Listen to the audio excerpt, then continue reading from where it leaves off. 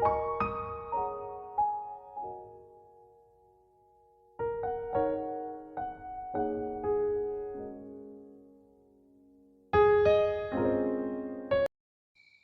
Welcome back my YouTube channel. ಎಲ್ಲರೂ ಹೇಗಿದ್ದೀರಾ? ಎಲ್ಲರೂ ಚೆನ್ನಾಗಿದ್ದೀರಾ ಅಂತ ಭಾವಿಸ್ತಾ ನಾನು ಕೂಡ ಚೆನ್ನಾಗಿದ್ದೀನಿ ಅಂತ ಹೇಳ್ತಾ ಇವತ್ತಿನ ವ್ಲಾಗ್ನ ಸ್ಟಾರ್ಟ್ ಮಾಡ್ತಾ ಇದ್ದೀನಿ.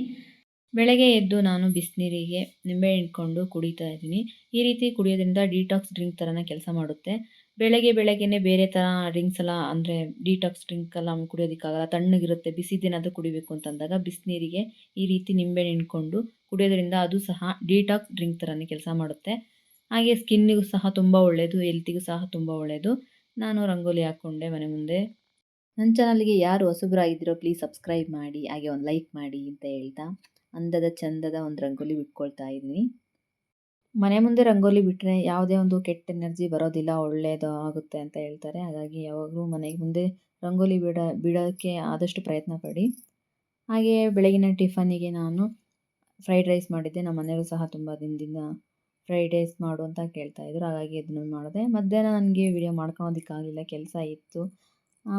ಹಾಗೆ ಕರೆಂಟು ಸಹ ಇರಲಿಲ್ಲ, ಮೊಬೈಲಲ್ಲಿ ಚಾರ್ಜು ಇರಲಿಲ್ಲ, ಹಾಗಾಗಿ ನಾನು ವಿಡಿಯೋ ಮಾಡ್ಕೊಳೋಕ್ಕಾಗಲಿಲ್ಲ. ಇನ್ನು ನೈಟ್ ಅಡುಗೆಗೆ ನಾನು ಬೀಟ್ರೋಟ್ ಚಪಾತಿ ಮಾಡ್ಕೊಳ್ಳೋಣ ಅಂತಂದ್ಬಿಟ್ಟು ಬೀಟ್ರೋಟ್ ಜೊತೆಗೆ ಸ್ವಲ್ಪ ಉಪ್ಪು ಹಾಕಿ ಚೆನ್ನಾಗಿ ಗ್ರೈಂಡ್ ಮಾಡ್ಕೊಳ್ತಾ ಇದ್ದೀನಿ. ಬೆಳಗ್ಗೆ 10 ಗಂಟೆಗೆ ಹೋಗಿದ್ದು ಕರೆಂಟು, ಸಂಜೆ 6 ಗಂಟೆಗೆ ಬಂದಿತ್ತು. ಮೊಬೈಲ್ ಸ್ವಲ್ಪ ಹೊತ್ತು ಯೂಸ್ ಮಾಡಿದೆ, ಆ ನಂತರ ಚಾರ್ಜು ಇರಲಿಲ್ಲ ಮೊಬೈಲಲ್ಲಿ, ಮೊಬೈಲು ಇಲ್ಲ, ಟಿ ವಿನೂ ಇಲ್ಲ. ಇವತ್ತೆಲ್ಲ ಫುಲ್ಲು ಬೇಜಾರಾಗೋದು. ಮನೆ ಕೆಲಸನೂ ಸ್ವಲ್ಪ ಎಲ್ಲ ಕ್ಲೀನಿಂಗ್ ಎಲ್ಲ ಆಯಿತು, ಡೀಪ್ ಕ್ಲೀನಿಂಗ್ ಮಾಡಬೇಕಾಯ್ತು, ಅದೆಲ್ಲ ಆಯಿತು. ಹಾಗೆ ಇಲ್ಲಿ ಗ್ರೈಂಡ್ ಮಾಡಿದೆ ನಾನು ಬೀಟ್ರೋಟ್ನ. ಹಾಗೆ ಗೋಧಿ ಹಿಟ್ಟಿಗೆ ಹಾಕ್ಕೊಂಡು ಚೆನ್ನಾಗಿ ಕಲಿಸ್ಕೊಳ್ತೀನಿ. ಫಸ್ಟಿಗೆ ಗ್ರೈಂಡ್ ಮಾಡಿರೋಂತಹ ಬೀಟ್ರೋಟು ಇದು ಏನಿರುತ್ತದು ಚೆನ್ನಾಗಿ ಕಲಿಸ್ಕೊಳ್ಬೇಕು. ನಂತರ ಸ್ವಲ್ಪನೇ ನಮ್ಗೆ ಬೇಕಿದ್ರೆ ನೀರು ಹಾಕೋಬೇಕು, ಇಲ್ಲ ಅಂತಂದ್ರೆ ಅದ್ರಾಗೆ ಅಡ್ಜಸ್ಟ್ ಆಗುತ್ತೆ ಅಂದರೆ ನೀಟಾಗಿ ಕಲಸಿ ಒಂದು ಸ್ವಲ್ಪ ಹೊತ್ತು ನಾನು ಇದು ನೆನೆಯೋಷ್ಟೊತ್ತಿಗೆ ಬೀನ್ಸ್ ಪಲ್ಯ ಮಾಡ್ಕೊಳ್ಳೋಣ ಅಂತಂದ್ಬಿಟ್ಟು ಬೀನ್ಸ್ನೆಲ್ಲ ಹೆಚ್ಕೊಳ್ತಾ ಇದ್ದೀನಿ.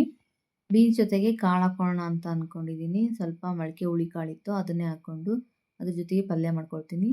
ಮತ್ತು ಬೇರೆ ಏನು ತರಕಾರಿ ಹಾಕಲ್ಲ, ಬೀನ್ಸು ಮೊಳಕೆ ಹುಳಿ ಕಾಳು. ಒಗ್ಗರಣೆಗೆ ಮಾತ್ರ ಟೊಮೊಟೊ ಈರುಳ್ಳಿನ ಹೆಚ್ಕೊಳ್ತಾ ಇದ್ದೀನಿ.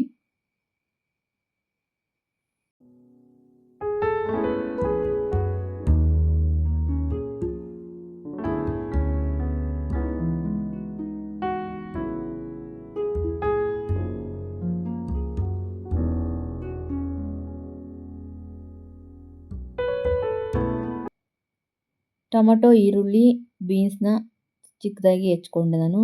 ನಂತರ ಕುಕ್ಕರಿಗೆ ಆಯಿಲ್ ಹಾಕಿ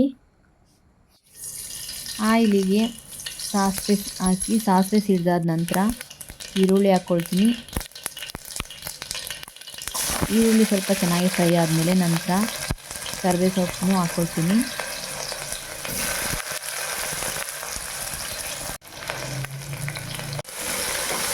ಚೆನ್ನಾಗಿ ಫ್ರೈ ಮಾಡಿ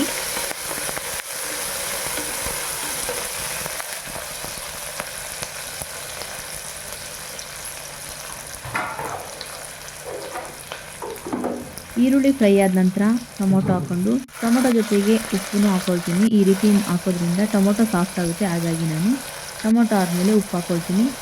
ನಂತರ ಬೀನ್ಸ್ ಹಾಕ್ಕೊಂಡು ಚೆನ್ನಾಗಿ ಫ್ರೈ ಮಾಡ್ಕೊಳ್ತೀನಿ.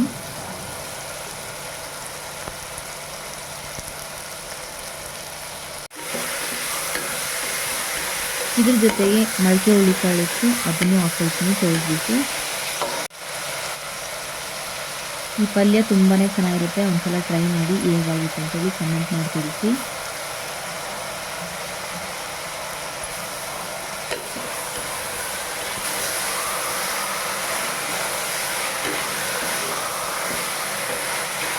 ಈ ರೀತಿ ಚೆನ್ನಾಗಿ ಫ್ರೈ ಮಾಡ್ಕೊಂಡಾದ ನಂತರ ಖಾರದ ಪೌಡರ್ ಹಾಗೆ ಸಾಂಬಾರು ಪೌಡರ್ನ ಹಾಕ್ಕೊಂಡು ಇನ್ನೂ ಚೆನ್ನಾಗಿ ಕಲಸಿ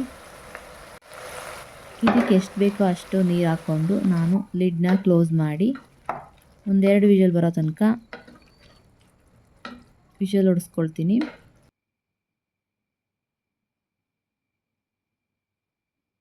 ಇದು ವಿಷಲ್ ಬರೋಷ್ಟೊತ್ತಿಗೆ ಚಪಾತಿ ಮಾಡ್ಕೊಳ್ಳೋಣ ಅಂತಂದು ನಾನು ಚಪಾತಿ ಹಿಟ್ಟನ್ನ ನೆನಿಟ್ಕೊಂಡಿದ್ವಲ್ಲ ಅದನ್ನ ತೊಗೊಂಡು ಚಪಾತಿ ಮಾಡ್ಕೊಳ್ತೀನಿ.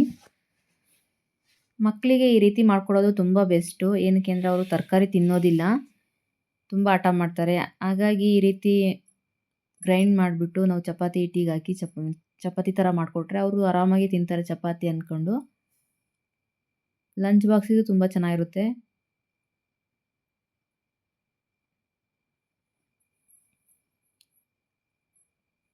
ಹೂರ್ಣ ಹಿಟ್ಟೆ ಹಾಕ್ಕೊಂಡು ನಾನು ಚಪಾತಿ ಮಾಡ್ಕೊಳ್ತಾ ಇದ್ದೀನಿ.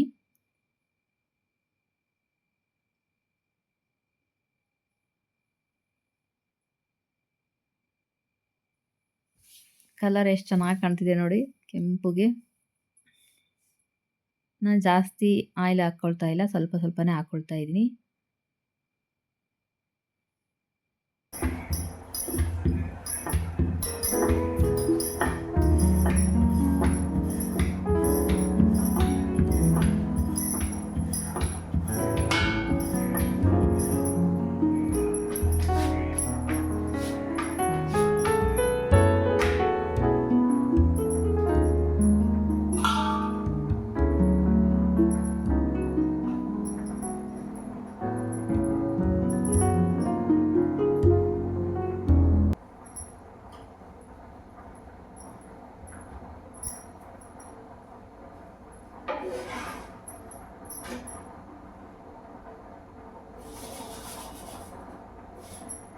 ರೈಸ್ನ ನಾನು ಪಾತ್ರೆಯಲ್ಲೇ ಮಾಡ್ಕೊಳ್ತಾ ಇದ್ದೀನಿ, ಸ್ವಲ್ಪ ಹಾಗಾಗಿ ಪಾತ್ರೆಯಲ್ಲೇ ಮಾಡ್ಕೊಳ್ತಾ ಇದ್ದೀನಿ.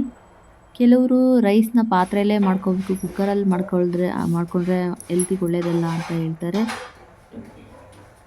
ಹಾಗಾಗಿ ಪಾತ್ರೆಯಲ್ಲೇ ಮಾಡ್ಕೊಳ್ತೀನಿ ಆದಷ್ಟು. ಒಂದೊಂದು ಟೈಮಲ್ಲಿ ಆಗೋದಿಲ್ಲ, ಆದಷ್ಟು ಪಾತ್ರೆಯಲ್ಲೇ ಮಾಡ್ಕೊಳ್ತೀನಿ. ಪಲ್ಯ ನೋಡಿ ತುಂಬ ಚೆನ್ನಾಗಾಗಿದೆ, ಹಾಗೆ ಚಪಾತಿ ಸಹ ರೆಡಿಯಾಗಿದೆ. ಎಷ್ಟು ಚೆನ್ನಾಗಿ ಕಾಣ್ತಿದೆ ನೋಡಿ ಕಲರ್ಫುಲ್ಲಾಗಿ ಚಪಾತಿ. ಬೀಟ್ರೂಟ್ ಚಪಾತಿ ಹಾಗೆ ಬೀನ್ಸ್ ಪಲ್ಯ ರೆಡಿಯಾಗಿದೆ. ಈಗ ಊಟ ಮಾಡೋದಷ್ಟೇ ಬಾಕಿ. ಎಷ್ಟು ಕಲರ್ಫುಲ್ಲಾಗಿ ಕಾಣ್ತಿದೆ ನೋಡಿ, ಚಪಾತಿ ನೋಡೋದಕ್ಕೆ ತುಂಬ ಚೆನ್ನಾಗಿ ಕಾಣ್ತಿದೆ. ನಾನು ಊಟ ಮಾಡ್ತಾ ಇದ್ದೀನಿ. ತುಂಬ ಟೇಸ್ಟಿಯಾಗಿತ್ತು ಚಪಾತಿ ಅಂತೂ, ಹಾಗೆ ತಿನ್ಬೋದು ಆಗಿತ್ತು, ಅಷ್ಟು ಚೆನ್ನಾಗಿತ್ತು. ನೋಡಿದ್ರಲ್ಲ, ಇವತ್ತಿನ ವ್ಲಾಗು ಹೀಗಿತ್ತು. ಮತ್ತೆ ಮುಂದಿನ ವ್ಲಾಗಲ್ಲಿ ಸಿಗೋಣ. Take care, bye. Thank you for watching.